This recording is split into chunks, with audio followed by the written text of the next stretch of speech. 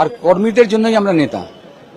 কর্মীরা মার খাবে, আমরা ঘরে বসে থাকবো, সেটা তো হবে না।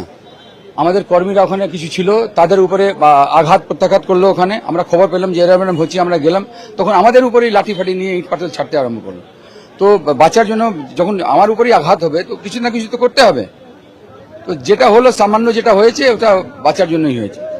অনেকে কংগ্রেস করতো, এখনো কংগ্রেস করে, কিন্তু ওরা খবর পেয়ে যে ঝামেলা হচ্ছে আর চলে এসছে। অনেক বিজেপি কর্মীরা যারা শুনেছে ঝামেলা হয়েছে, ওরা সব চলে এসছে। তো কর্মীদের জন্যই আমরা নেতা, আসতে যেতে হবে, সেটা গেলাম। আমি কোনো নতুন করে ব্যাটিং করতে ওখানে যাইনি যে আমার প্রচার হবে। আমি তো জানি না যে কি ঘটনা ওখানে। আমি তো গিয়ে সাধারণভাবে আমরা 5-7 জন যাচ্ছি ওখানে, তখন ওরা লাঠি দিয়ে ইট দিয়ে ওরা অ্যাটাক করছে। ওরা সেখানে তো কোনো হিরো হওয়ার কোনো নেই, অনেক টাইম আছে এসব করার জন্য। কিন্তু যখন মানুষের উপরে কেউ আঘাত করবে, সাধারণ কর্মীদের উপর আঘাত করে, সেখানে যেতে হবে নেতা হয়ে।